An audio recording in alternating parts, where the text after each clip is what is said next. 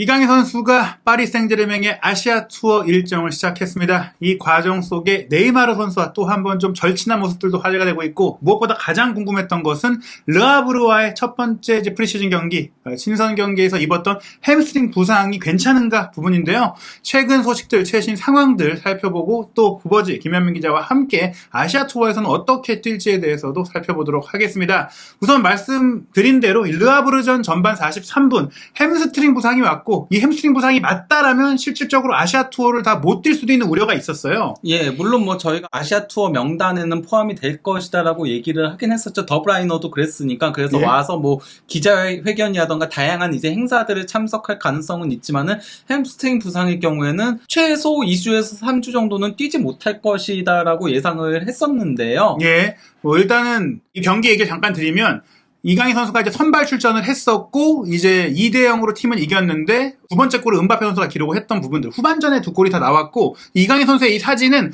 파리의 현지 팬 사이트에서 나온 것인데, 이렇게 이강인 선수를 좀 강조할 정도로 많이 좀 화제가 됐습니다. 파리의 대표적인 팬 매체인 파리 노 리미트에서 이날 경기 자체 최우수 선수 1, 2, 3위를 투표로 뽑았는데, 네. 여기서 이강인 선수가 2위에 올랐어요. 예, 그러니까 은두루가 두 골에 직간접적으로 다 관여를 했다 보니까 1위를 했고, 그 다음에 이강인, 그리고 3위를 자이르 에메리가 했는데, 단순히 그러니까 파리 노 리미트 외에도 다른 파리 팬들의 일반적인 평가 자체가 이 순서대로 가고 있긴 하더라고요. 이렇게 세 명을 가장 인상 깊게 보면서 파리의 미드필더의 미래는 밝다, 이런 식의 반응들이 굉장히 많이 나오고 있더라고요. 말씀드린 대로 물론 은두루는 후반전에 뛰었고 이강인과 자이르 에메리가 전반에 뛰었는데 서로 위치가 다 다르잖아요. 예.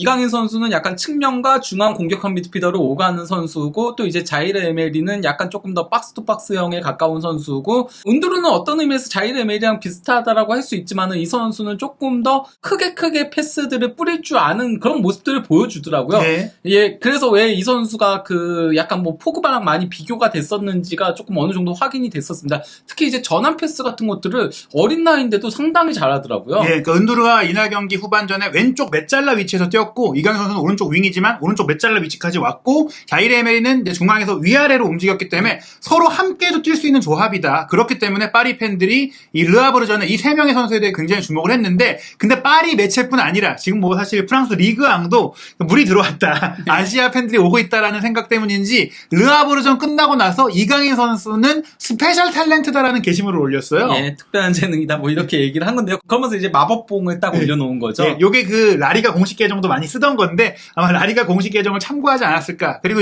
공개되지 않았던 이강인 선수 르하브르전에 뛰던 사진까지 소개를 했고, 그리고 말씀드린 대로 파리의 일본 투어, 사실은 원래 일본 투어가 준비되어 있었고 한국에 오는 것은 추가하다 보니까 그래픽에 한국은 없다고 해도 좀 서운해하실 건 없을 것 같고요. 일본 투어 명단이 나왔는데 이강인 선수가 포함되는 것은 저희가 전망을 해드렸지만, 은바페가 빠지는 것은 저희가 전혀 상상도 못했습니다. 그러니까요. 바로 끝나자마자 사실 이것 때문에 굉장히 시끄러웠죠. 여기서 중요한 게 있어요. 바로 르하브르전에 이강인 선수만 다친 게 아니라 골키퍼 르텔리에도 다쳤는데, 이 르텔리에는 명단에서 빠졌다라고 알리며 공식 채널을 통해서 무릎 연자 때문에 파리에서 치료를 받는다. 이 얘기는 이강인 선수는 치료를 요하는 상태가 일단은 아니다라는 것을 보여주는 부분이에요. 네, 그러니까 그렇게 심각한 상태는 아니라고 할 수 있는 거죠. 르텔리에는 그리고 이 경기에서 상당히 조금 재밌었죠. 예. 전반전에 선발로 나왔다 후반 시작과 동시에 케일러 나바스 교체됐는데, 다시 한 70분경인가? 교체 투입됐어요. 그러니까 나갔던 선수가 다시 들어왔는데, 거기서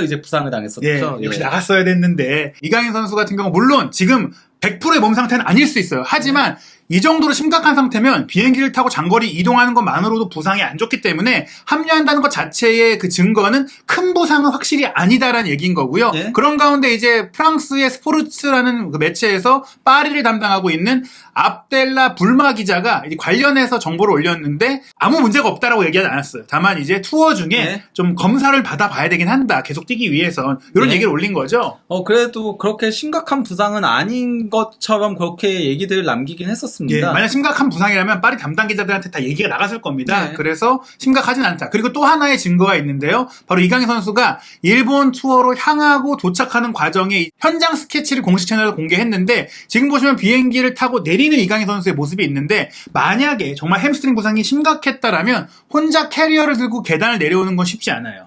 그럼에도 혼자서 이렇게 캐리어를 들고 이렇게 내려오는 모습을 연출을 한 예, 거죠. 게다가 표정도 굉장히 밝고 절뚝이는 모습도 없기 때문에 조금은 통증이 있을지 몰라도 햄스트링 부상 2, 3주짜리는 아닐 것으로 보이고, 여기서 많은 팬들이 주목한 게 이강인 선수가 이 투어를 가고 오는 과정에서 네이마르 선수가 많이 붙어있는 그런 모습이었어요. 바로 이 장면인데 네. 거의 네이마르와 앞서거니 뒤서거니 하면서 이동하는 자연스럽게 약간 절친 같은 모습을 연출했고, 출국하기 전에 함께 단체 사진을 찍는데 여기서도 옆에 붙어있고 어깨 동무도 하고 있고 베라티에게 함께 장난도 치면서 이게 저희가 일부러 좀 과장해서 친해 보인다는 게 아니라 실제로 좀 친해 보이는 모습이 있었습니다. 사실 그런데 뭐 여기까지는 뭐 그럴 수 있다라고 생각을 합니다. 왜냐면은 뭐 네이마르 옆에 이강인 선수만 있었던 건 아니고 헤나투 산체스도 있고 뭐 그러니까 이것까진 저는 뭐 그럴 수 있다라고 치는데 이 다음이 중요하죠. 예, 이강인 선수가 앉은 자리 보시면 뒤에 얼굴에 마르키뉴스 있죠? 예. 그 옆에 그 네이마르예요. 이강인 선수와 네이마르가 또 앞뒤 자리를 앉았다. 예. 사실 이 부분에 대해서 저희가 이것만 갖고 얘기 드리는 게 아니라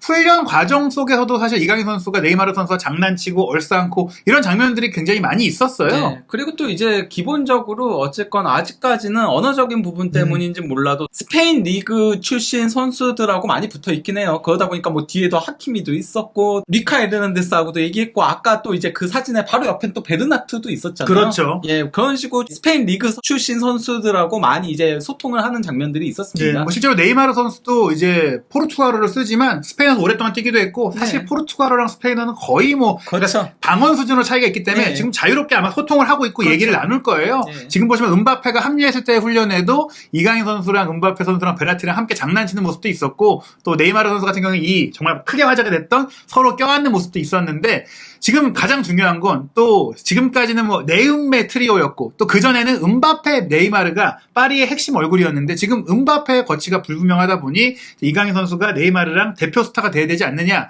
그리고 이 아시아 투어에는 확실히 은바페가 빠졌고 네이마르는 뛸 수 없다. 그 투어는 네. 가지만 이제 경기는 못 뛴다라는 얘기들이 나오고 있기 때문에 이강인 선수가 어떤 선수들과 파트너십을 맞춰야 되는지 요것도 좀 관심사입니다. 네, 뭐 더브라이너랑 같은 케이스라고 보면 되는 거죠. 예, 아직 부상이 완전하게 회복되지 않았기 때문에 참가는 못하지만 워낙 슈퍼스타다 보니까 선수의 얼굴이 필요하니까 이제 데려가는 케이스라고 보면 되겠는데요. 예, 그리고 뭐 오픈 트레이닝 같은 거에서 훈련은 충분히 지금도 네. 해왔고 할 수 네. 있고 뭐 사인회도 할 수 있고 행사를 해야 되니까 메시도 이적했고 은바페도 뺐는데 네이마르까지 안 오면 그렇죠. 파리는 거의 위약금을 일본 쪽에다가 줘야 될 수준이기 때문에 가지만 경기는 이제 다른 선수랑 뛰어야 된다. 이강인 선수가 이제 대표 스타로 현재는 활약을 해야 되는 상황 속에서 그렇다면 은바페 안 왔고 네이마르 못 뛰면 이강인 선수가 누구랑 뛸까? 사실 이 밑그림을 우리가 르아브르전에 좀 보긴 했어요. 좀 네. 어떻게 전망하시나요? 저는 근데 일단 뭐 최전방 공격수 에키티케를 조금 더 이제 중용을 하지 않을까라는 생각이 들고요. 좌우 윙 쪽에 뭐 가르비, 아센시오, 이강인, 르미나 이렇게 4명이 돌아가면서 나오는 형태가 되겠죠. 그리고 아센시오는 상황에 따라서 최전방 공격수도 수행을 할 걸로 보이긴 하고요. 그렇죠. 에키티키가 뭐 이 아시아 투어 전 경기를 다 뭐 뛸 수는 없으니까 풀타임으로. 네, 그렇죠. 아센시오, 제로톱은 한 번 더 써보고 지금 경쟁 선수들 가르비나 르미나를 상황을 봤을 때는 이강인 선수도 꽤 많은 출전 시간을 좀 얻지 않겠냐 싶은데 이제 몸 상태 그게 확실히 괜찮아야 될 것 같고요. 예, 그리고 또 이제 중원은 좀 선수들이 많죠. 참고로 그 동생 은바페는 왔습니다. 예. 예, 명단에 있기 때문에 동생 은바페도 출전 시간을 좀 얻을 수 있을 걸로 보이고요. 비티냐, 파비안, 운두루, 솔레르, 자이르 에메리, 베라티, 우가르테 뭐 이렇게 많은 선수들이 현재 있습니다. 네, 지금 상황을 보면 저희가 예전에는 이제 이강인 선수가 주전 경쟁 상황에 따라서 미드필더로도 뛸 수 있다라는 얘기를 드렸는데 지금은 그게 아니라 오히려 이 미드필드들 중에서 일부가 공격수로 뛰어야 되지 않을까 싶을 정도로 공격 라인에 이탈이 많고 숫자가 부족한 상황이에요. 그렇죠. 상황에 따라서는 솔레르가 윙에서 뛸 가능성도 배제할 수 예. 없는 거죠. 실제 뭐 발렌시아에서 윙으로도 많이 뛰었던 예. 선수고 지난 시즌 파리에서도 윙으로 뛰었던 경기들이 있었거든요. 예, 왜냐하면 지금 이강인 선수도 아직 공식적으로 몸 상태가 어떤지는 확인이 안 됐기 때문에 그럼 뭐 가르비, 르미나로 윙을 구성할 수는 없거든요. 수비 라인 같은 경우에도 뭐 저희가 르아브르전에 본 선수들이 다 나올 것 같아요. 예, 뭐 왼쪽 풀백은 베르나트 퀴르자와 은하가 같은 선수들이 있는 거고요. 또 이제 오른쪽 풀백은 하키미의 이제 헤나투 산체스가 이쪽으로 나올 가능성이 좀 있긴 하죠. 지난 경기 때 이쪽에다 실험을 했으니까. 무키엘레가 현재 뭐 계속 못 나오고 있는 상태다 보니까 그러면 하키미의 백업이 없는 거잖아요. 그렇죠. 라이트백이 없기 때문에 예. 헤나투 산체스를 지금 시험해 볼 수 있다. 다만 그 헤나투 산체스는 현재 로마 이적설에 계속 이름이 나오고 있긴 합니다. 센터백 라인에는 루이카 슈크리냐르, 마르키뉴스, 다닐로 진로가 기본적으로 많이 나오겠죠. 예. 뭐 그러니까 리카가 나중에 왼쪽 풀백에서 뛰게 되더라도 아직까지는 평가전 기간에는 거의 전반전 후반전 나눠서 뛰게 하잖아요. 그러다 그렇죠. 보니까 센터백 역할을 더 많이 수적으로 좀 부족하니까 많이 수행을 할 걸로 보이고요. 골키퍼는 돈나루마하고 켈러 나바스가 나와야죠. 사실 켈러 나바스도 이적 얘기들이 있었거든요. 예. 원래 그래서 지난 그 르아브르와의 평가전에는 돈나루마하고 느텔리에 이 둘이 나올 거라는 얘기들이 많았어요. 근데 예. 돈나루마가 가정 자택에 지금 그 강도가 침입을 해서 예. 돈나루마의 아내가 나란히 묶여가지고 정말 지금 그렇죠. 엄청 트라우마 겪은 상황을 보고 있어서 지금 사실 돈나루마가 아시아 투어도 거의 지금 못 뛰는 상황이 아니냐라고 우려가 될 정도거든요. 지금 근데 골키퍼가 너무 없다 보니까 골키퍼가 또 르텔리에까지 다쳐가지고. 그래서 켈러 나바스까지 데려가는 거니까요. 예, 지금. 자칫 잘못하면 돈나루마가 또 가정에 좀 문제가 더 심각해지면 돌아가야 될 수도 있어요. 왜냐면 예. 그 아내가 힘들어하면 지금 예. 투어가 중요한 게 아니니까. 그렇죠. 게다가 리코는 또 다쳐갖고 이제 회복하고 있어서 예. 반년 동안 못 뛰고. 그럼 리코는 정말 큰 일이었어요. 그래서 예. 나바스가 뛸 가능성이 높다. 예, 사실 그래서 파리는 골키퍼 영입을 해야 된다는 얘기들이 굉장히 많이 나오고 있긴 합니다. 예, 이건 투어 명단을 말씀드린 거고 이 투어를 통해서 조직력을 다진 이후 최종적으로 시즌이 개막했을 때, 뭐 지금 저희가 은바페에 대해서는 따로 말씀드리겠지만 정말 은바페가 나간다면 이강인 네이마르가 좀 공격을 이끌어야 되는 그런 상황이 아닌가 싶어요. 예, 뭐 거기에 더해서 이제 최전방 공격수를 무조건 영입을 해야 되는 상황이 오겠죠. 특히 아센시오가 너무 지난 경기에서 가짜 9번으로 조금 실망스러운 모습을 보여줬기 때문에 더더욱 거기다 이제 네이마르도 원톱에 세울 수는 없는 선수나 마찬가지인 거잖아요. 예, 사실 은바페조차도 원톱에서 뛰는 걸 싫어했었는데 그렇죠. 그러니까 뭐 무안이 하던가 아니면 블라우비치 하던가 누군가라도 원톱 에서 뛸 수 있는 선수를 영입을 하긴 해야 된다라고 보입니다. 예, 뭐 게다가 지금 이제 하키미가 오른쪽에서 사이드라인 쪽으로 공격을 하니까 이강인 선수가 안쪽으로 들어오고 물론 리카가 왼쪽에서 좀 이제 수비적으로 뛴다고 해도 네이마르, 이강인이 좁혀서 함께 주고받는 플레이도 많이 나올 수가 있을 것 같아요. 네, 그리고 만약에 이제 누누 멘데스가 현재는 부상 중이긴 하지만은 누누 멘데스도 지난 시즌에 거의 주전급으로 뛰었잖아요. 그래서 누누 멘데스가 왼쪽으로 선발 출전을 하게 되면 또 이제 오른쪽에는 그러면은 센터백을 소화할 수 있는 무키엘레가 나와서 밸런스를 잡아주는 형태. 그렇게 되면 또 이강인 선수가 왼쪽에서 뛰게 될 가능성도 배제할 수 없겠죠. 예. 네. 어쨌건 이런 식으로 풀백을 공격적으로 활용을 하면은 측면 공격수는 조금 더 미드필더 성향적인 선수를 배치하면서 밸런스를 잡는 형태로 나갈 가능성이 높아 보이긴 합니다. 예, 저희가 르아브르와의 딱 한 경기를만 보고도 이제 에니케 감독이 어느 정도 그림이 대충 보여졌기 때문에 이번 또 프리시즌 아시아 투어에서도 어떤 플레이를 할지가 이제 주목이 되는데요. 일단 말씀드린 대로 7월 22일에 파리에서 떠난 그 파리의 전용기가 7월 23일에 일본에 도착을 했고요.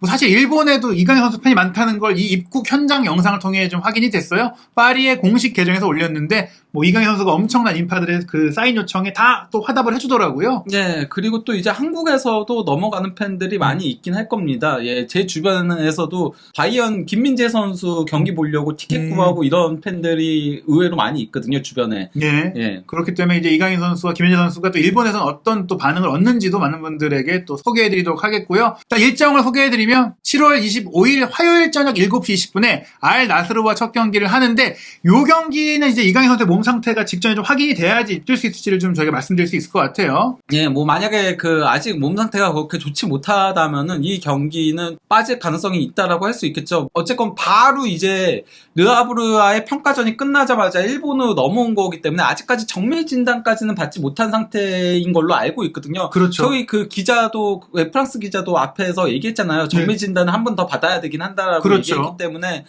그렇기 때문에 뭐 아직 저희가 이 경기 출전한다 이렇게 얘기하기에는 조금은 조심스러운 상황이라고 할 수 있겠죠. 꼭 못 나온다고 말씀드리는 건 아니지만 지금 네. 단계에서는 좀 섣부르기 때문에 네. 그래도 여기까지 왔다라면 몸 상태가 큰 문제가 없어 보여서 늦어도 뭐 8월 1일 이 인테르와의 경기는 뛸 수 있고 특히 한국에 와서 치를 전북전 정도는 뭐 이건 확실히 좀 뛸 수 있지 않을까 생각이 듭니다. 예, 뭐 그것도 조금은 지켜보긴 해야 되지만은 그렇죠. 예, 그래도 건강한 모습으로 한 경기라도 더 뛸 수 있었으면 하는 바람이긴 합니다. 다만 저희가 뭐 이 경기를 꼭 저희가 보고 싶어서 꼭 뛰라 이런 얘기가 아니고요. 절대 그리고 무리하면 안 됩니다. 그쵸. 왜냐면 아시안 게임이 더 중요한 게 있거든요. 이거는 어떤 의미에서는 이강인 선수의 미래가 걸린 경기라고도 할 수 있기 때문에요. 그렇죠. 예, 저는 그렇기 때문에 몸 상태 최대한 체크 면밀하게 하고 조금이라도 안 좋다 싶으면은 그냥 무조건 저는 쉬었으면 하는 바람입니다. 개인적으로는. 뭐 사실 본인이 의혹도 있겠고 뭐 눈도장 받고 싶은 것도 그렇죠. 있겠지만 뭐 최근에 화제가 됐던 게 이제 고 유상철 전 감독이 이강인 선수 개인적으로 만나서 얘기한 게 너가 제일 잘한다. 네. 너 조금이라도 안 좋으면 그냥 쉬어야 된다. 네. 그 얘기를 했거든요. 지금 분명히 의혹도 강할 거예요. 하지만 몸이 제일 중요하다는 걸 좀 본인도 잘 신경 쓸 것 같습니다. 과연 이강인 선수 몸 상태 어떤지 최신 소식 나오는 대로 전해드리도록 하겠습니다.